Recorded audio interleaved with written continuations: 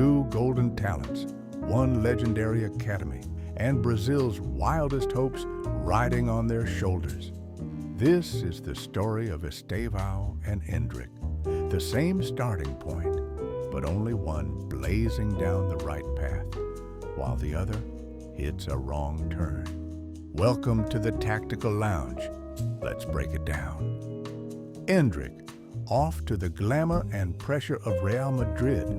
Estêvão Willian, lighting up London in Chelsea blue. Let's start at the foundation, where this rivalry truly began. When they were kids at Palmeiras, Endrick and Estêvão were built for football in radically different ways.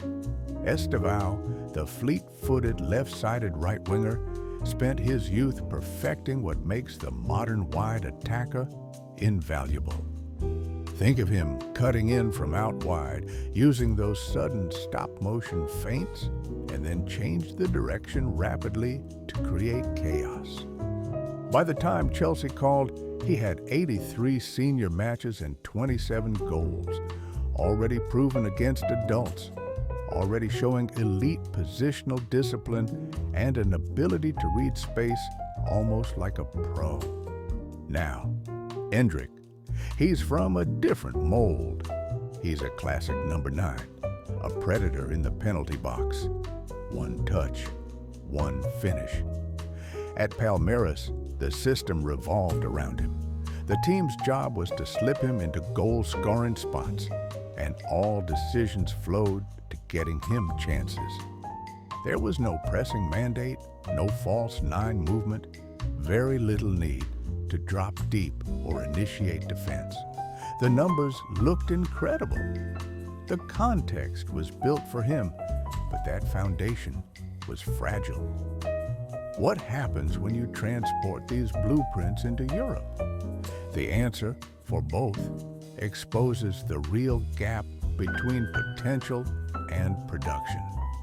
At Chelsea, Enzo Maresca's entire approach favors players just like Estêvão.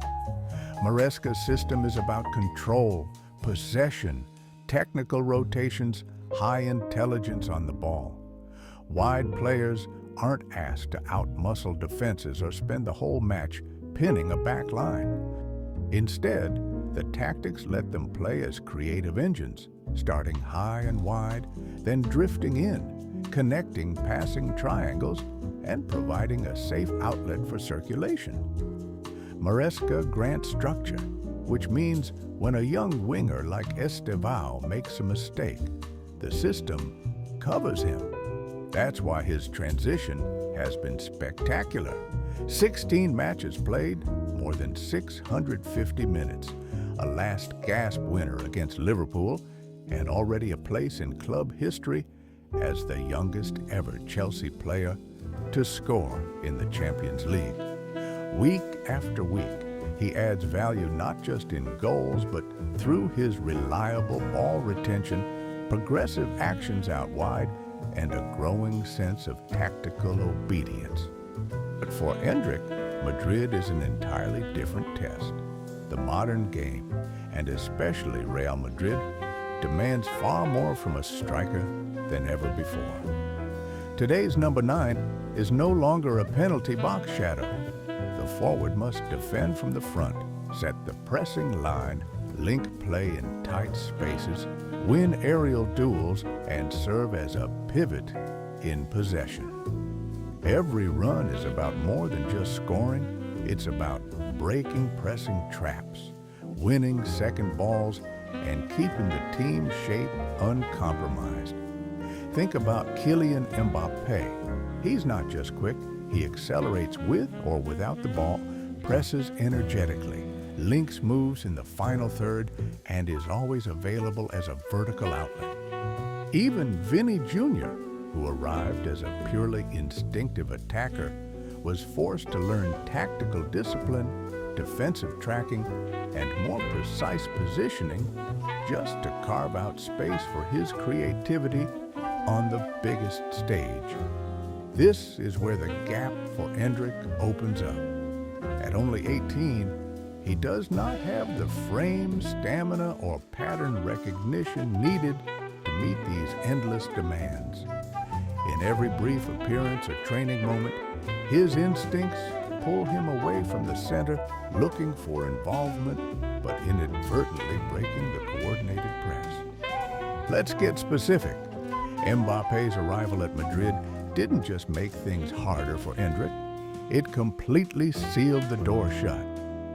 Mbappe is the template, strong, blistering, disciplined, always dialed in. He is the reference point, the non-negotiable starter who offers every attribute Alonso's vision calls for.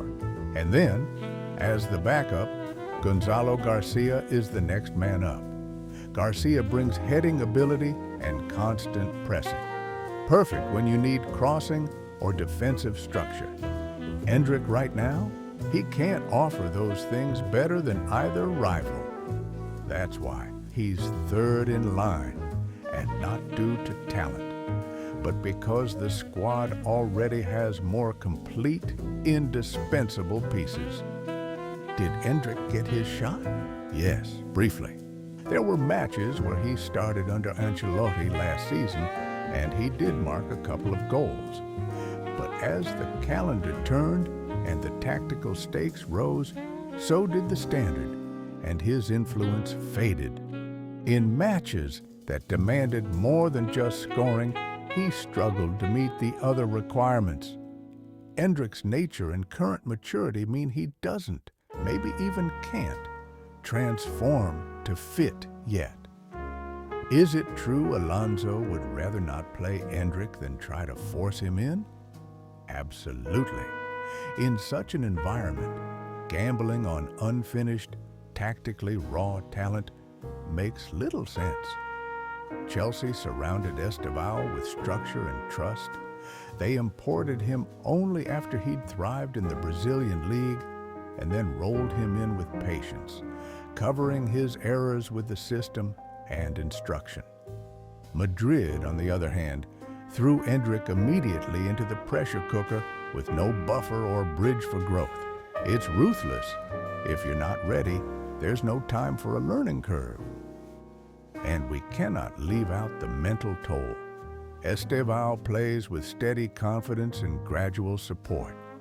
Endrick must deal with external hype, the psychological crash of being a superstar in Brazil and an afterthought in Madrid, plus the sting of a serious hamstring injury that kept him out for months.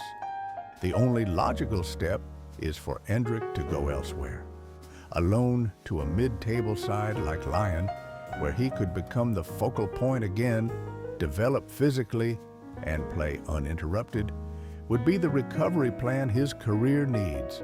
The takeaway is clear. Estêvão thrives because the stars aligned. Natural position, right club, a manager who understood his talent, and a patient transition plan. Endrick is a warning.